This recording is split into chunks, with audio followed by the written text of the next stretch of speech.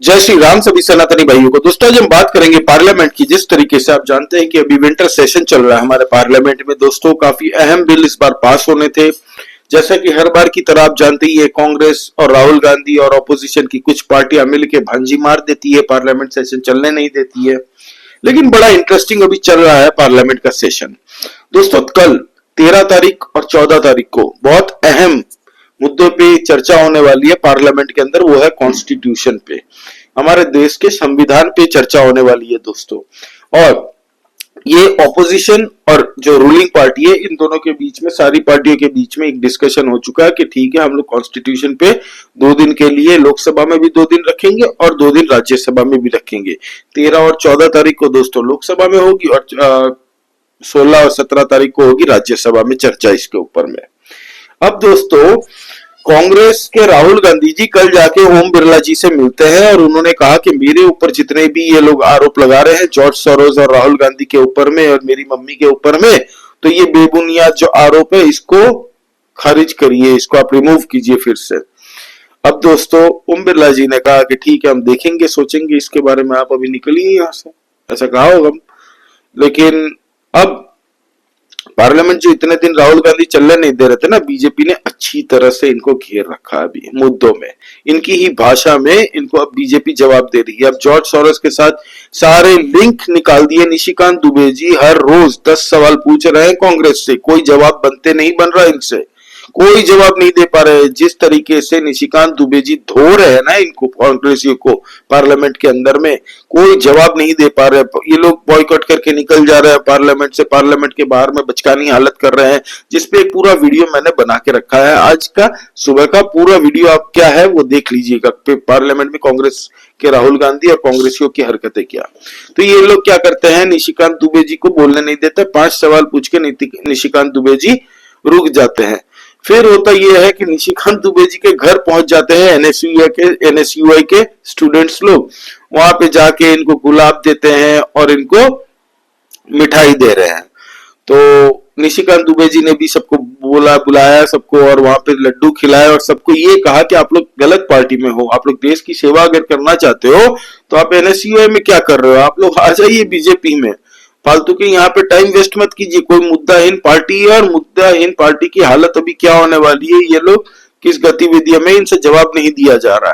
तो ये बोल के वो स्टूडेंट भी चले गए, फिर निशिकांत दुबे जी भी अपने चले गए। उन्होंने बैटिंग में यही कहा कि अच्छे बच्चे हैं ये लोग, मैं चाहता हूं कि ये लोग बीजेपी में आ जाए। एनीवे, अब दोस्तों पार्लियामेंट में कॉन्स्टिट्यूशन पे चर्चा होने वाली है। 13 और 14 में लोकसभा की तरफ से बैटिंग करने हमारे श्री नरेंद्र मोदी जी, हम सबके favourite prime minister Narendra Modi ji शनिवार को आने वाले, और आप जानते हैं कि नरेंद्र मोदी जी शनिवार को जवाब खुद जब देंगे इस मुद्दे पे ऑपोजिशन को, तो वो अपनी लहजे में जिस तरीके से बिन साबुन के धुलाई करते हैं ना, उसी तरीके से वो संभालेंगे लोकसभा में।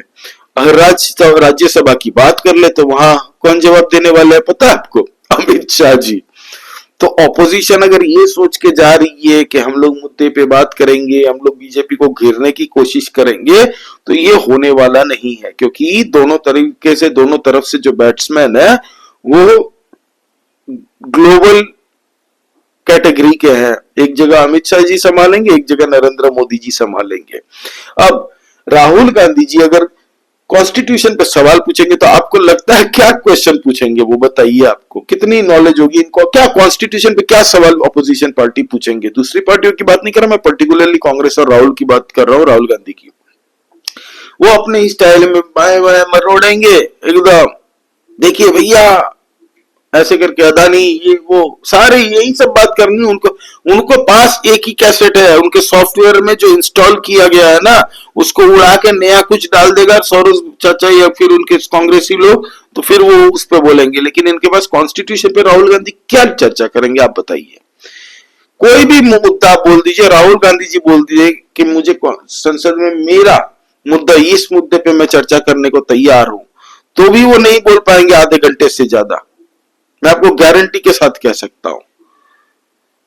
तो अब पार्लियामेंट में इस पे 2 दिन चर्चा होगी। और सबसे बड़ी बात जो है दोस्तों, 1 नेशन 1 इलेक्शन का मोदी जी ने जो कैबिनेट की मीटिंग में आज बुलाई थी, वहां पे अप्रूव कर दिया कि हम बिल लाने वाले हैं 1 नेशन 1 इलेक्शन। मतलब भारत में एक ही बार में लोकसभा के साथ में ही विधानसभा के भी चुनाव और लोकल जितने भी चुनाव है वो होंगे एक ही साथ में, ताकि लाखों करोड़ों, मतलब 1000 करोड़ नहीं, लाख लाख लाखों करोड़ रुपये बच जाएंगे इससे दोस्तों। भारत के खर्चे जो होते हैं फिजूल खर्ची, और साथ ही साथ में हमारा प्रशासन कहीं ना कहीं बिजी रहता है।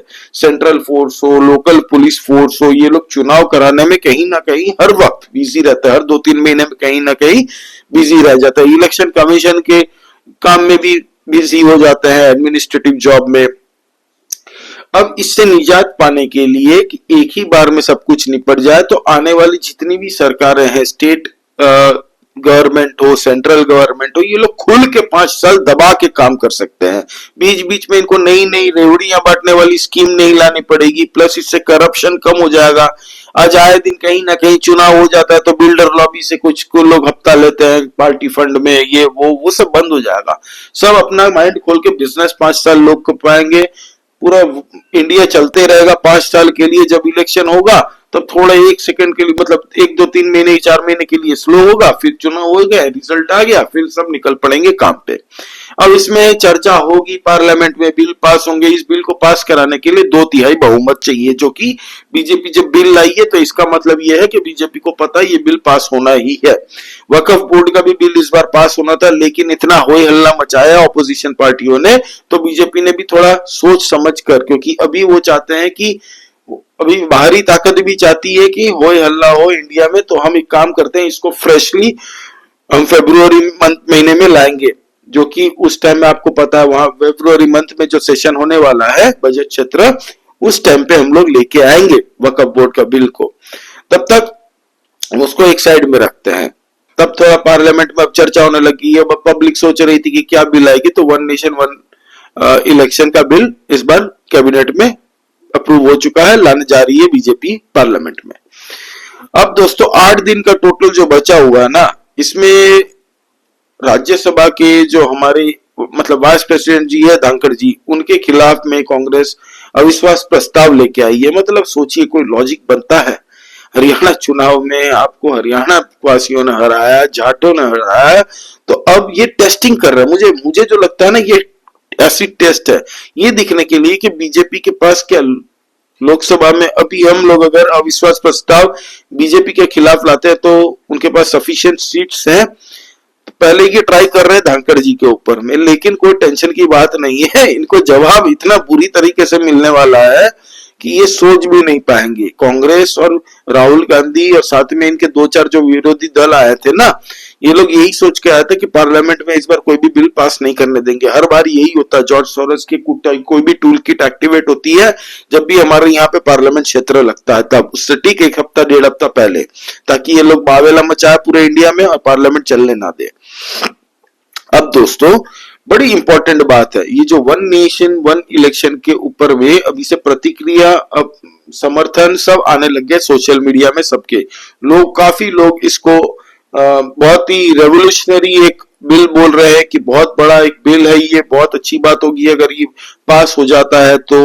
वन नेशन वन इलेक्शन अभी भारत की सबसे बड़ी मांग है, क्योंकि ये होने से भारत को लाखों करोड़ रुपए, लाख करोड़ नहीं लाखों करोड़ रुपए की बचत होगी। प्लस हमारे प्रशासन जो हर वक्त कहीं ना कहीं बिजी रहते, ये नहीं रहेंगे, ये अपने काम पे, लॉ एंड ऑर्डर पे फोकस कर पाएंगे।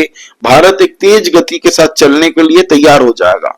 लोग भी समर्थन कर रहे हैं, कुछ नेता भी इसके समर्थन में बात कर रहे हैं। जो एनडीए के लीडर्स है, ये लोग बेनिफिट्स गिरा रहे हैं दोस्तों। जो प्लस इंडिपेंडेंट बिजनेस मैन है, जो इंडस्ट्रियलिस्ट है, ये लोग भी पॉजिटिव रिएक्शन दे रहे हैं इस बिल के फेवर में।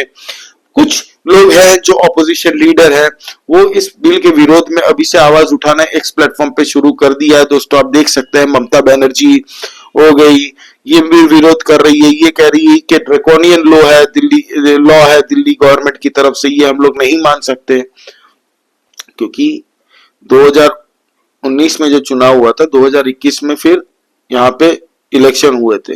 तो अब अगर इलेक्शन 2026-27 में होते हैं तो वो शॉर्ट टर्म के लिए ही माना जाएगा। उसके बाद में फिर से हर 5-5 साल, मतलब अगर मैं बताता हूं आपको कि अब सपोज 2026 में इलेक्शन कहीं होता है स्टेट का, तो वो 2029 तक की ही उनको 3 साल के लिए ही वो चीफ मिनिस्टर बन के आएंगे, क्योंकि 29 के बाद में ये बिल अगर पास हो जाता है तो 29 के बाद से हर 5-5 साल के लिए फिर वो इलेक्ट होंगे।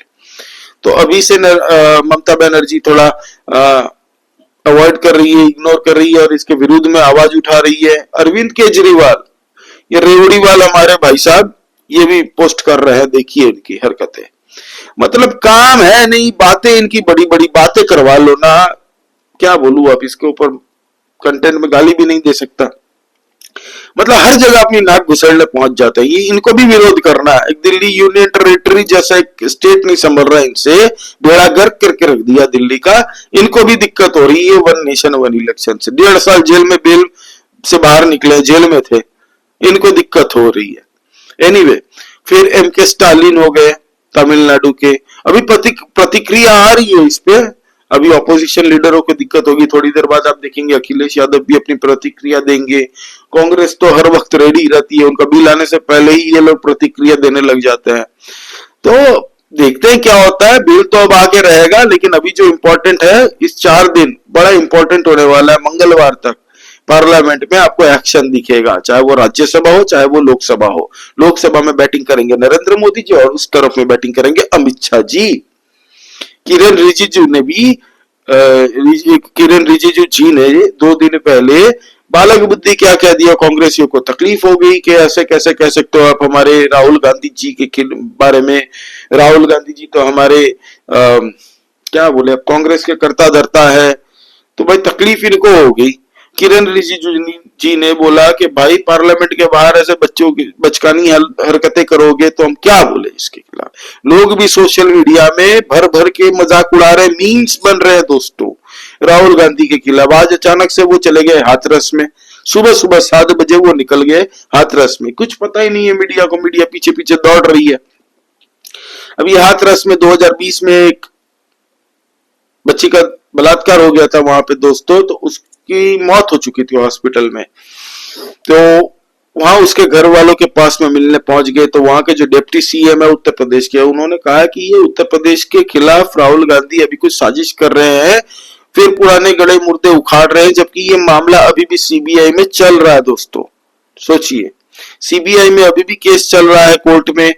अब बीच में ऐसे उत्तर प्रदेश की तरफ मुंह रोक के वहां पे प्रॉब्लम क्रिएट नहीं कर सकते, क्योंकि अभी अपने 2 दिन पहले जो अभी पत्थरबाजी हुई थी, उन लोगों के साथ में वो उनके घर में बुला के बैठे हुए राहुल गांधी जी मीटिंग कर रहे हैं। भाई पत्थरबाजों की आपसी लड़ाई में उनके अपने बंदूक से उनकी भीड़ ने खुद गोली चला के उनको मार डाला और उनको विक्टिम बता के उनके साथ मीटिंग कर रही है। भाई पुलिस प्रशासन के ऊपर में पत्थरबाजी करेंगे तो उसके लिए कैसी सहानुभूति आप दिखा रहे हो, मतलब आप तो बढ़ावा दे रहे हो पत्थरबाजों को।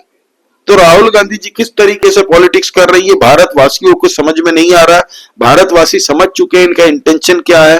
वोट बैंक के लिए महाराष्ट्र में एआई जो all India Muslim personal law board के साथ में 17 कंडीशंस के साथ पीछे पर्दे के पीछे से इन्होंने डील कर ली थी, जो कि बाद में बाहर आया और पब्लिक ने जवाब दे दिया महाराष्ट्र वोटिंग के टाइम में। तो ये समझ नहीं पा रहे राहुल गांधी जी की क्या हरकत है। अभी जॉर्ज सोरोस के साथ सारी लिंक आ रही है, उनकी मम्मी के नाम पे जो फाउंडेशन है राजीव गांधी, मतलब उनकी माँ मम्मी ये है ना राजीव गांधी फाउंडेशन में प्रेसिडेंट, तो उनके साथ में जो भी एनजीओ के रिलेशन है, उन एनजीओ को जॉर्ज सोरोस फंड करता है। तो ये सब पूछ रहे हैं संसद में। निशिकांत दुबे जी, सुधांशु त्रिवेदी जी ने भी पूछ लिया प्रेस कॉन्फ्रेंस में। संबित पात्रा ने तो ट्रेटर तक कह दिया इनको, कांग्रेस के राहुल गांधी को। तो अब इनको जवाब देना पड़ेगा कि क्या हो रहा है क्या नहीं, और बीजेपी ने बहुत सही तरीके से घेरा है। तो पार्लियामेंट में दोस्तों ये स्थिति अभी तक बनी हुई है। बड़ा इंटरेस्टिंग होने वाला है ये आने वाले 4 दिन, 13 और 14 को लोकसभा में, 16 और 17 को होने वाला है राज्यसभा में। हालांकि शनिवार को चर्चा बंद रहती है, लेकिन इस बार क्योंकि कॉन्स्टिट्यूशन पे 2 दिन की चर्चा रखी है, तो स्पेशली ये शनिवार को भी खुला रहेगा लोकसभा, और यहाँ पे नरेंद्र मोदी जी जवाब देंगे शनिवार को। तो उम्मीद करते हैं दोस्तों हम लोग अपडेट करते रहेंगे आपको इस बार में। प्लीज सब्सक्राइब करिए इस चैनल को, नया चैनल है दोस्तों, आप लोगों की सपोर्ट की बहुत आवश्यकता है। हम लोग इंटरनल पॉलिटिक्स को डिस्कस करते रहते हैं, और प्लीज दोस्तों लाइक करिए और कमेंट करके बताइए आपको इस बार क्या लगता है, वन नेशन वन इलेक्शन क्या देश के लिए सही है। आप प्लीज कमेंट करके अपने विचार रखिए, और प्लीज भारी मात्रा में सब्सक्राइब करके प्रोत्साहित कीजिए दोस्तों। जय श्री राम सभी सनातनी भाइयों को। जय हिंद, वंदे मातरम।